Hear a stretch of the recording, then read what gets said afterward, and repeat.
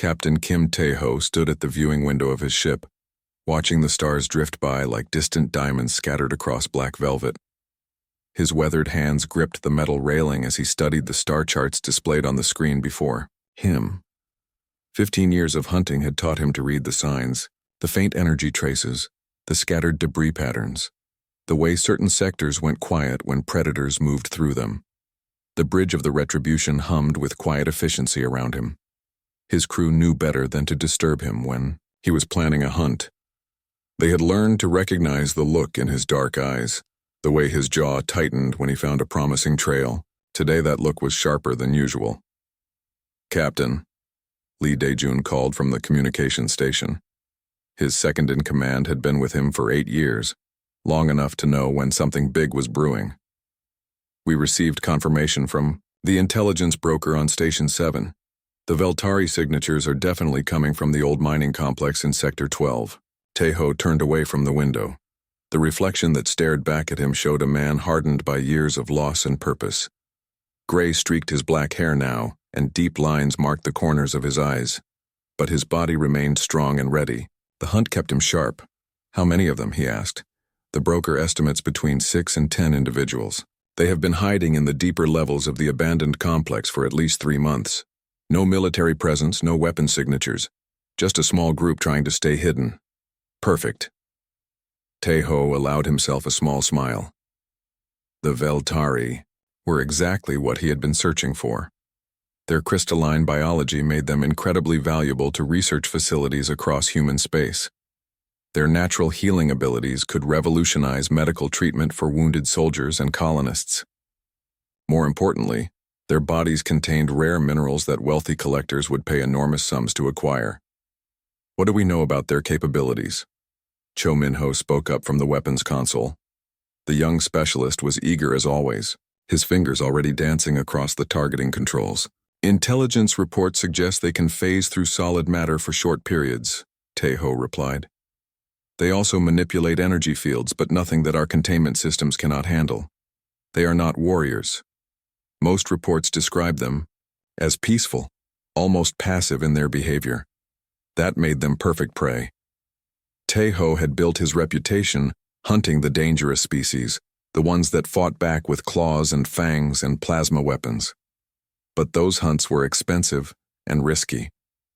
His crew had lost good people over the years. The easy targets, the peaceful ones, those were the jobs that paid the bills and kept his operation running. He walked to the central command chair and activated the ship's internal communication system. "All hands, this is the captain. We have located our next target. Veltari refugees hiding in an abandoned mining station. I want all capture equipment checked and ready within the hour. This is not a combat mission. We go in quiet, we take them alive, and we deliver them intact. Questions?" The responses came back crisp and professional. His crew of 12 had worked together long enough to function like a single organism. They knew their jobs and they did them well. That was why the Retribution had the highest success rate of any hunting vessel operating in the outer colonies. Tae-ho settled into his command chair and pulled up the personnel files on his display. Each member of his crew had their own reasons for joining his mission. Some were in it for the money. Others had lost family members to alien raids and wanted revenge. A few were simply addicted to the thrill of the hunt. But for Tae-ho, it had always been about something deeper, about justice. About protecting humanity from the threats that lurked in the dark spaces between stars. He thought about his daughter, Park Sora, safe in her dormitory at the Colonial Academy on New Busan. She was 16 now, growing into a brilliant young woman who wanted to study xenobiology when she finished school. The irony was not lost on him. His daughter wanted to understand alien life forms while he made his living hunting them down. She did not know the full details of what he did for work. He had told her he was a security contractor, which was technically true. He secured the galaxy by removing dangerous alien species from it. She did not need to know about the credits that flowed into their family accounts every time he delivered a successful cargo. The money paid for her education, her comfortable life, her bright future. Every alien he captured brought her one step closer to the kind of life his wife had dreamed of for their daughter. Before the raid, before the screaming, before he had held his wife's broken body in his arms and promised her dying breath that no other human family would suffer the same loss. "Captain, we are approaching the target sector," Daijun announced. "Sensors are picking up the mining complex. It looks abandoned, just like the report said." Taeho pushed the memories away and focused on the present. The hunt was about to begin. He studied the sensor readings flowing across his screens. The mining complex was a sprawling collection of tunnels and chambers carved into a large asteroid. Perfect for hiding, but also perfect for trapping prey once they were cornered. "Take us in slow and quiet," he ordered. "I want full scans of the facility before we commit to boarding. Look for any signs of defensive systems or escape routes." The Retribution drifted closer to the asteroid like a predator approaching sleeping prey.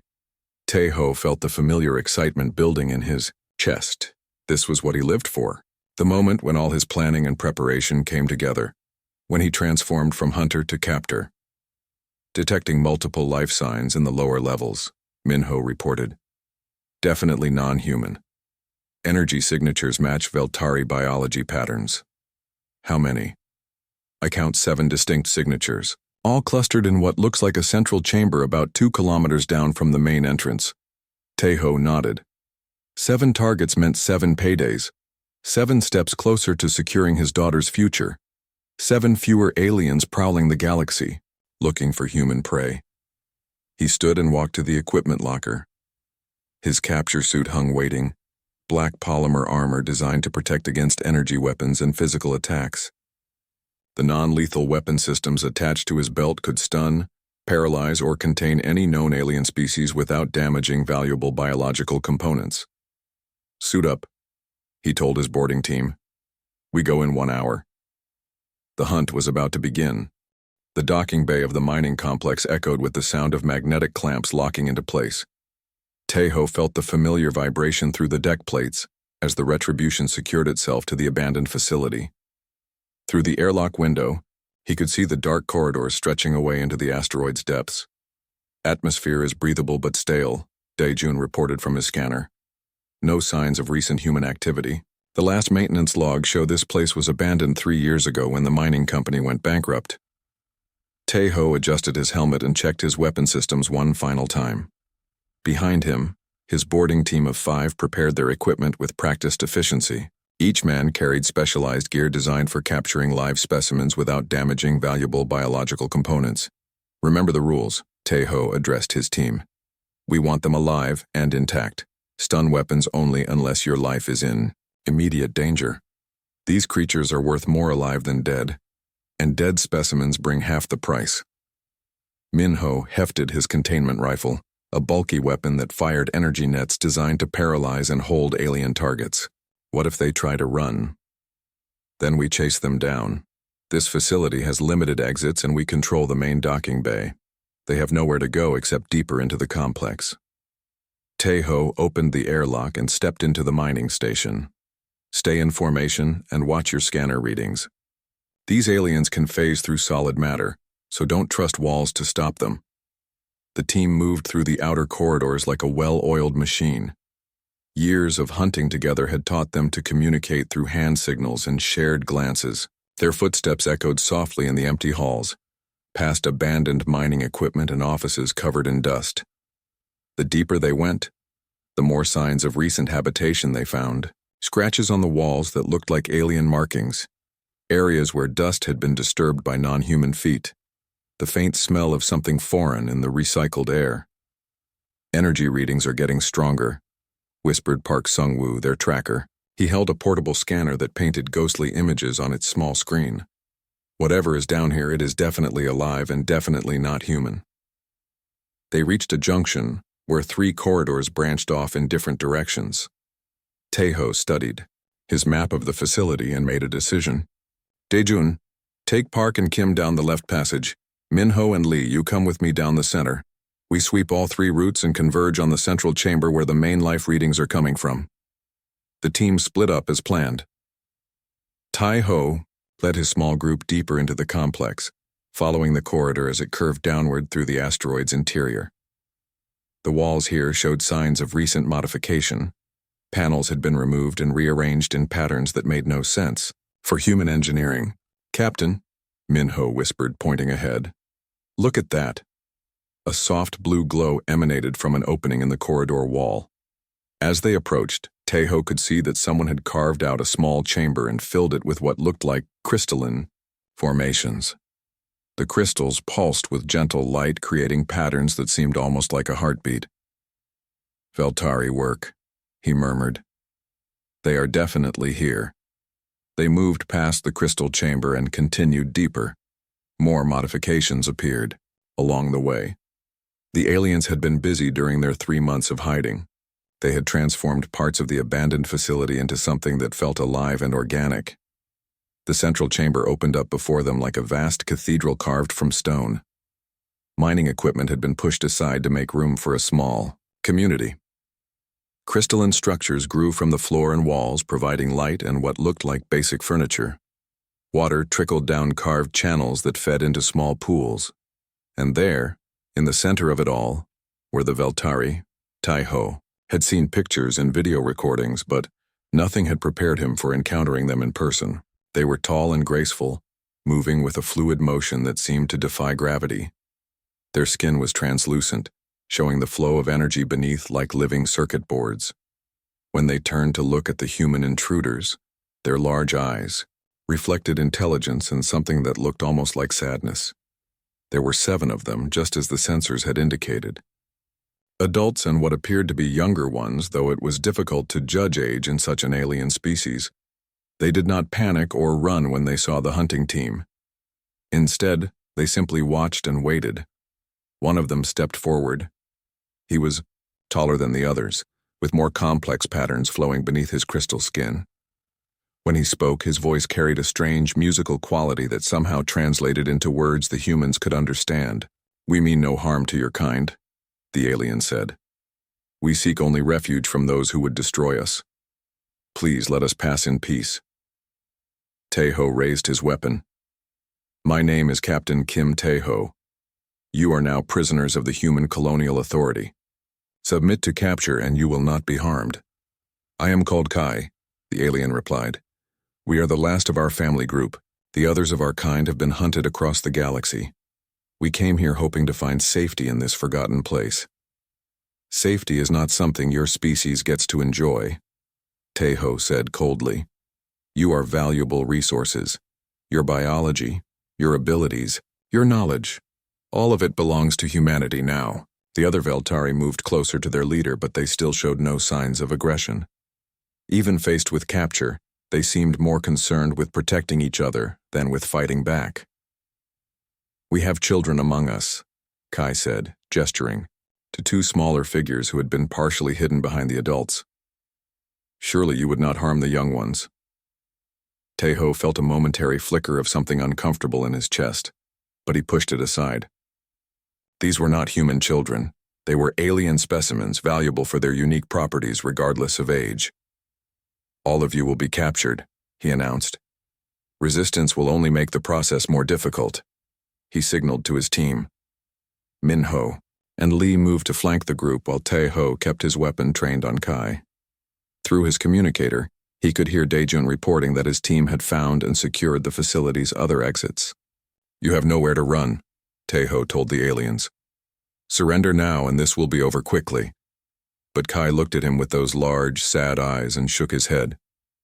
"We cannot surrender. Not when it means death for our young ones. We will not fight you, but we cannot simply give up our lives." "Then we will take them," Tejo replied. The hunt was about to begin in earnest. The first stun blast missed Kai by inches as he shimmered and seemed to step sideways through reality itself. One moment he was standing directly in front of Tejo. The next he had materialized 10 feet to the left, his crystalline skin glowing, brighter with apparent stress. "Spread out," Tejo barked to his team. "Do not let them group together. Use the containment nets on any that try to phase." The central chamber erupted into controlled chaos as the hunting team moved to surround their prey.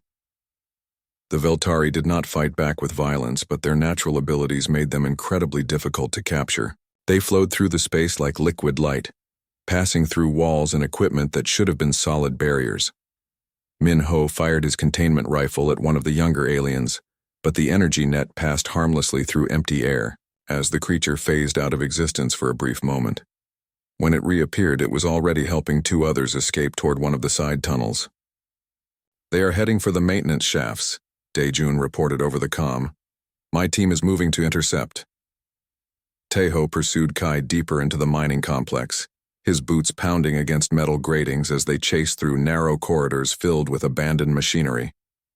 The alien leader moved with impossible grace, never seeming to hurry, yet always staying just ahead of his pursuer.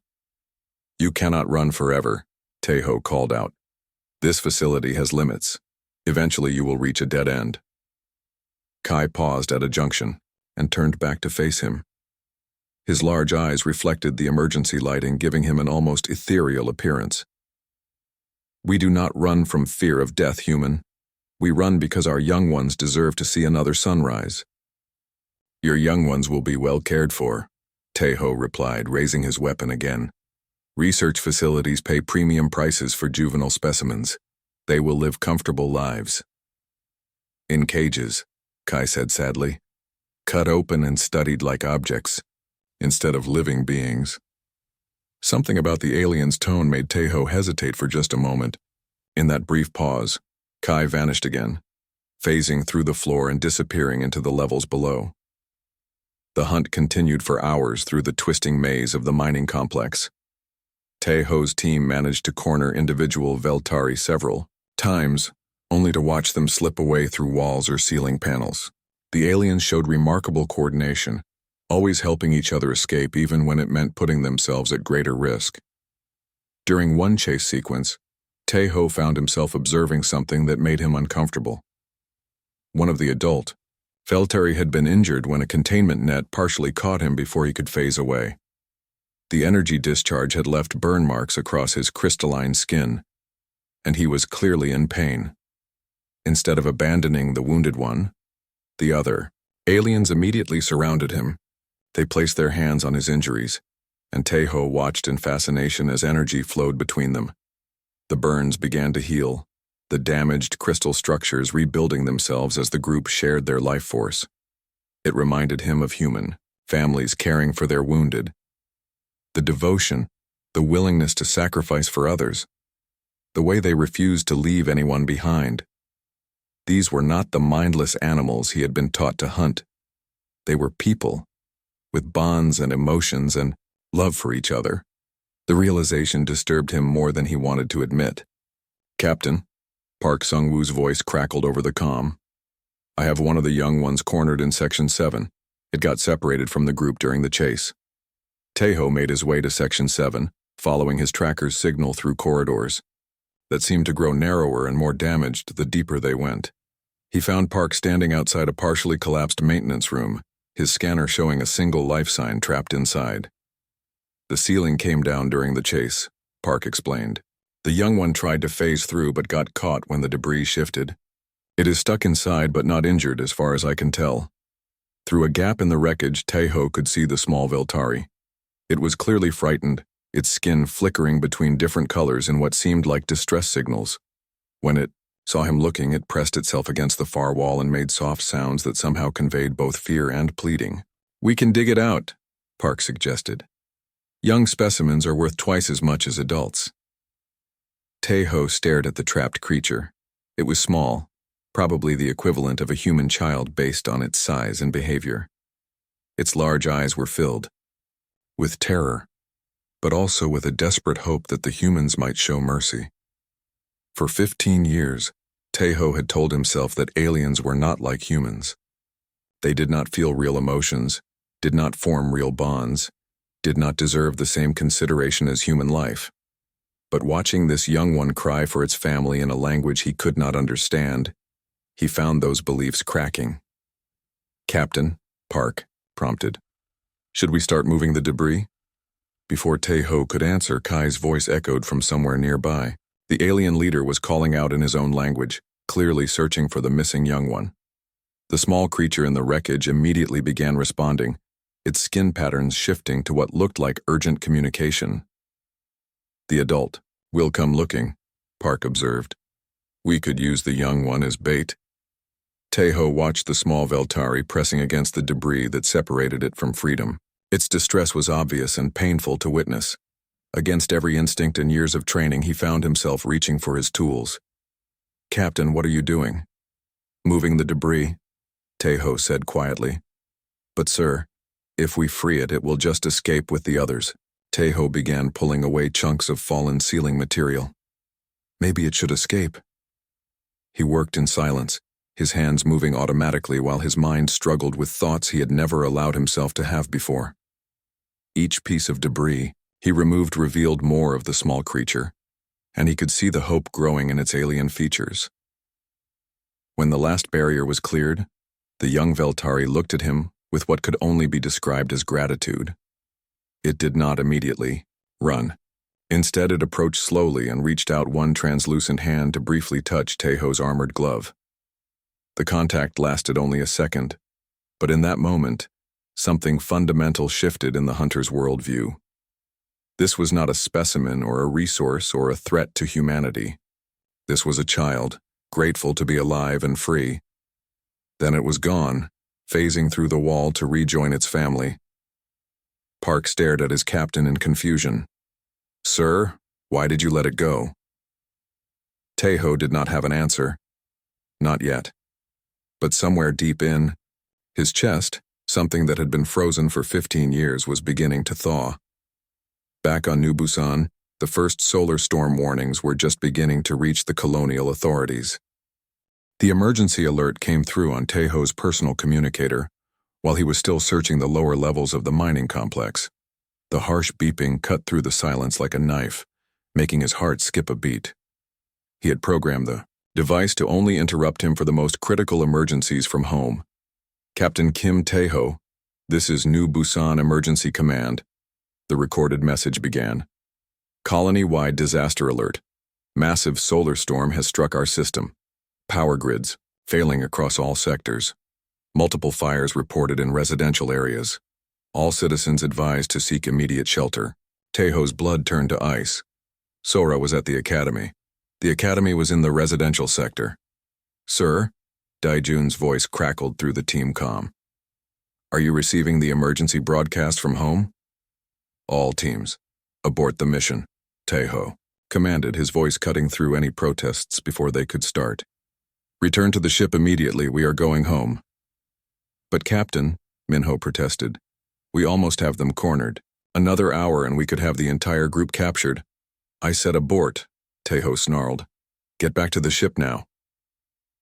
He ran through the corridors without caring about stealth or hunting protocols. His boots pounded against metal gratings as he raced toward the docking bay, his mind filled with images of his daughter trapped in a burning building. The hunt that had seemed so important an hour ago now felt meaningless compared to the terror growing in his chest. The team gathered quickly at the retribution, their confusion obvious, but their training keeping them focused. Within minutes, the ship was undocked and accelerating toward New Busan at maximum speed. Tejo pushed the engines beyond safe limits, ignoring the warnings that flashed across his displays. "How long to reach home?" he demanded. "At current speed, 18 hours, the navigation officer replied. "But Captain, we are exceeding recommended engine tolerances. If we maintain this pace, we risk catastrophic failure." "Maintain speed," Tejo ordered. "I do not care about the engines." For 18 agonizing hours, he stood on the bridge watching the stars stream past. He tried repeatedly to contact the academy, to reach Sora's dormitory, to get any information about her safety. But the communication networks around New Busan were either down or overloaded with emergency traffic. The few transmissions that did get through painted a picture of devastation. The solar storm had been unprecedented in its power, overwhelming the colony's protective systems. Electromagnetic pulses had fried electronic systems across the settlement. Fires had broken out when safety systems failed and power conduits overloaded. When the retribution finally reached New Busan, Tejo could see the smoke rising from the planet's surface even from orbit. The usually bright lights of the colonial city were dark in many areas, with only emergency beacons marking the worst damage zones. He took a shuttle down to the surface, leaving his crew to manage the ship. The spaceport was chaos. Emergency vehicles raced between landing pads carrying supplies and medical personnel. Refugees from the worst-hit areas sat in makeshift shelters, their faces showing the shock of people who had lost everything. Tai-ho commandeered a ground vehicle and drove through streets filled with debris and smoke. The residential sector where the academy stood had been hit particularly hard. Several buildings were still burning despite the efforts of emergency crews. The air was thick with toxic smoke that made his eyes water and his throat burn. He found the academy at the center of a disaster zone. The main building, a 5-story structure that housed classrooms and dormitories, was engulfed in flames. Fire suppression teams had their equipment trained on the building, but the heat was so intense that their water turned to steam before it could reach the flames. "My daughter is in there," Tai-ho told the fire chief, a tired-looking woman with soot streaked across her face. "Park Sora, 4th-floor dormitory. I need to get inside." "Sir, nobody is getting inside that building," the chief replied firmly. "The internal structure is compromised. The stairs collapsed an hour ago. We have confirmed that 17 students and 2 teachers are trapped on the upper floors, but there is no way to reach them." "What about emergency rescue equipment? Aerial platforms?" "The electromagnetic pulse fried most of our advanced systems. The platforms that are still working cannot get close enough due to the heat and toxic smoke. We are trying everything we can, but the building is going to collapse soon." Tai-ho stared at the burning academy with growing desperation. Somewhere in that inferno was his daughter, the only family he had left, the reason he did everything he did. All his years of hunting, all the money he had made, all the aliens he had captured meant nothing if he could not save her. "How long do they have?" he asked quietly. "At the rate the fire is spreading, maybe 30 minutes before the upper floors become completely uninhabitable. Maybe less. 30 minutes.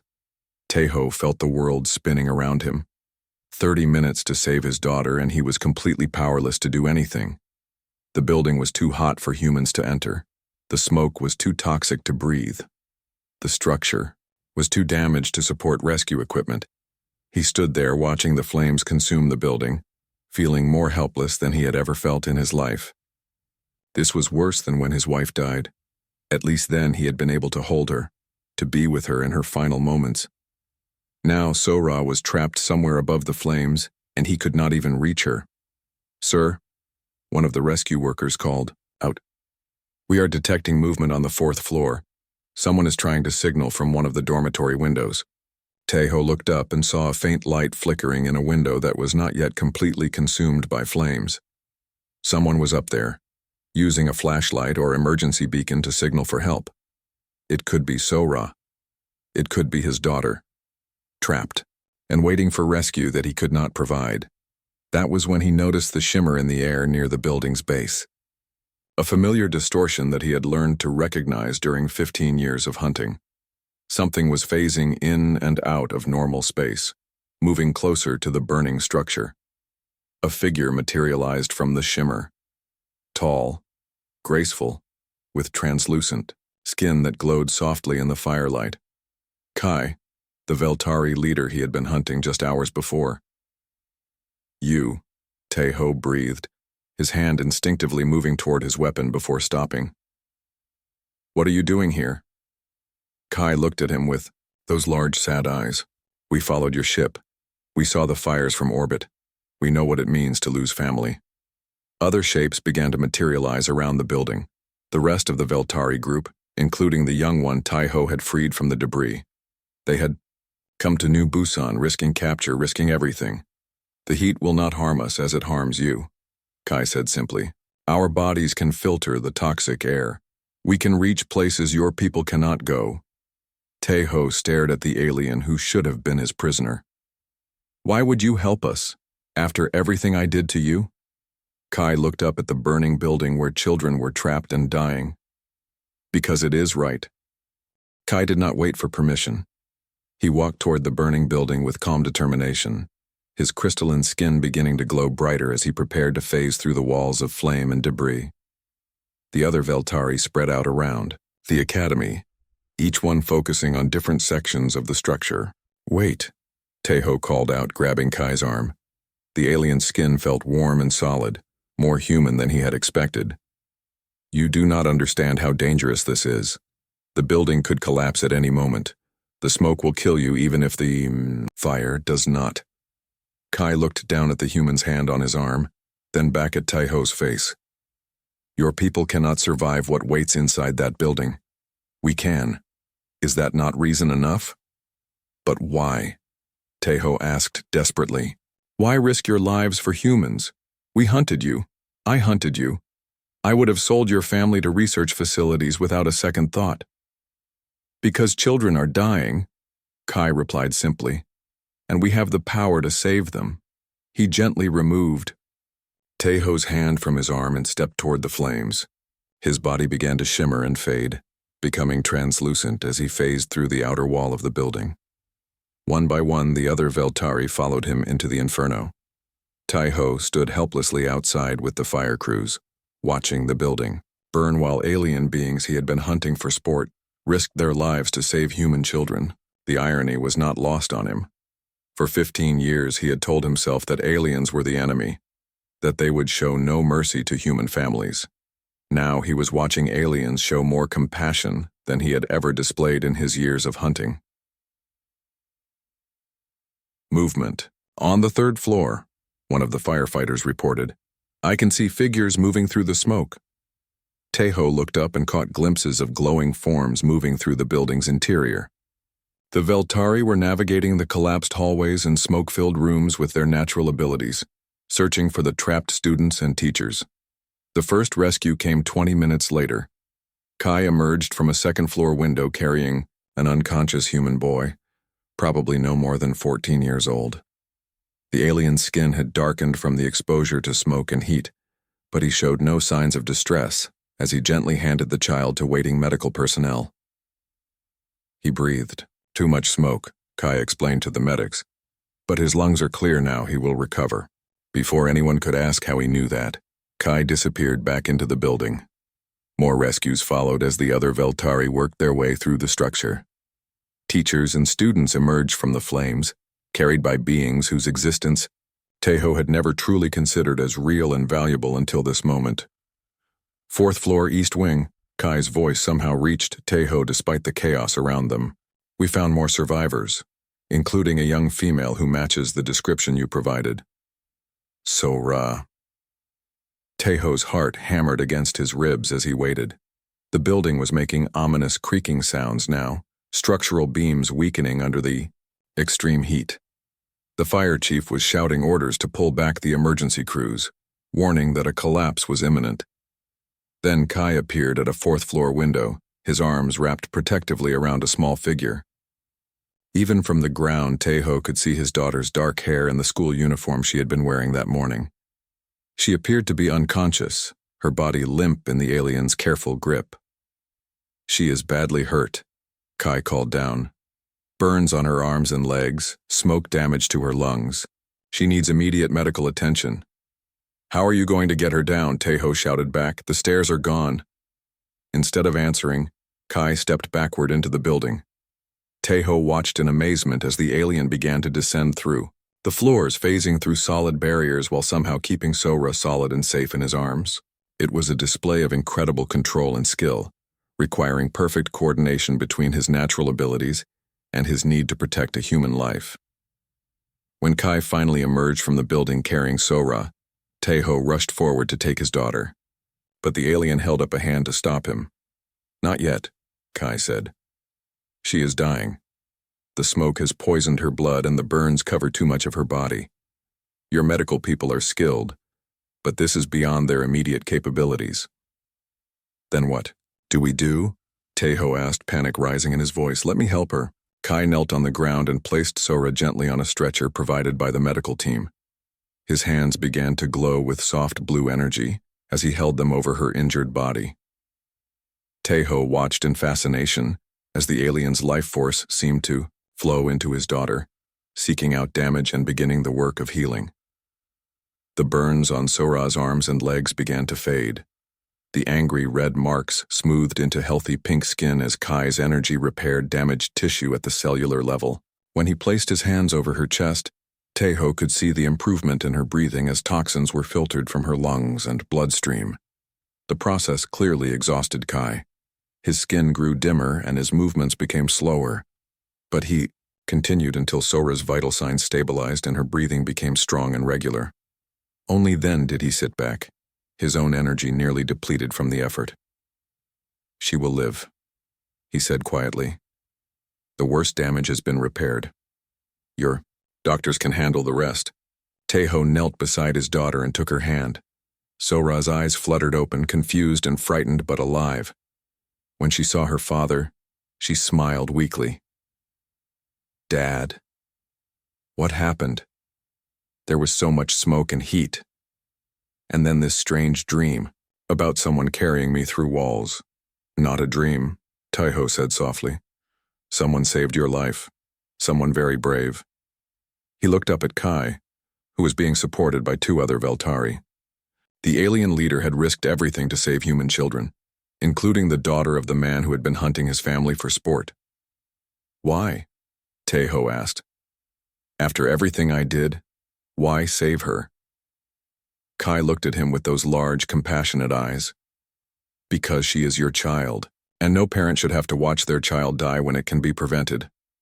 In that moment, 15 years of hatred and prejudice crumbled completely. Teho had built his entire identity around the belief that aliens were monsters who threatened human families. But here was an alien who had saved his family at great personal cost, showing more compassion and honor than Teho had ever displayed. "I was wrong," he said, the words coming out as barely a whisper. "About everything. About your people. About what it means to be human. About what really matters." Kai nodded slowly. "Understanding often comes through suffering. Your heart was closed by loss, but it has been opened by love." 3 months later, Teho stood in the newly constructed Cultural Exchange Center on New Busan, watching his daughter lead a discussion between human and Veltari students. Sora had recovered completely from her injuries and had become one of the first human advocates for peaceful alien contact. The hunting ship Retribution had been converted into a research vessel dedicated to establishing communication with other alien species. Teho's crew had initially resisted the change, but most had eventually come to understand that cooperation offered more rewards than conflict. "The galaxy is vast enough for all of us," Sora was saying to the mixed group of students. "We can learn from each other instead of fearing each other." Kai stood beside Teho, watching the young humans and Veltari work together on a joint science project. "Your daughter has wisdom beyond her years." "She learned it from you," Teho replied. "From what you showed us that night. That strength comes from protecting life, not destroying it." "And what will you do now?" Kai asked. "Your hunting days are over, but you are still young enough to choose a new path." Teho smiled as he watched Sora help a young Veltari student understand human mathematics. "I think I will learn to build bridges instead of hunting prey. Someone has to make sure that what happened to us becomes the beginning of something better, not just a single moment of grace." Outside the windows of the center, human and alien ships shared the same space lanes, carrying trade goods and diplomatic messages instead of weapons and capture equipment. It was not a perfect peace, but it was a beginning. And sometimes, Teho had learned, a beginning was the most precious thing in the galaxy.